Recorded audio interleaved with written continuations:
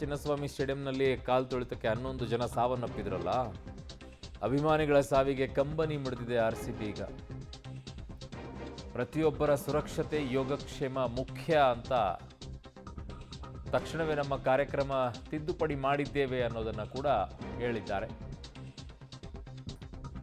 So ಅವರು ಅವ್ರದ್ದೇ ರೀತಿಯಲ್ಲಿ ಹೇಳ್ಕೊಂಡಿದ್ದಾರೆ, ಅಫಿಷಿಯಲ್ ಸ್ಟೇಟ್ಮೆಂಟನ್ನು ಹಾಕಿದ್ದಾರೆ.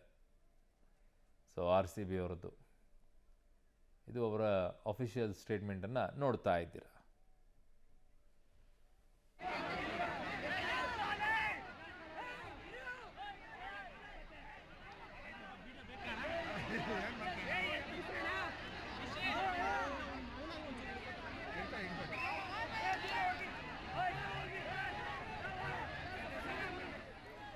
ಈ ಕಂಬನಿ ಮಿಡಿಯೋದು, ಆ ವಿಚಾರದಲ್ಲಿ ನಾವು ಇಂಥ ಘಟನೆ ಆಗಬಾರ್ದು ಅನ್ನೋದು ಎಲ್ಲವೂ ಕೂಡ ಜನರಲ್ ಆಗಿ ಹೋಗುತ್ತೆ.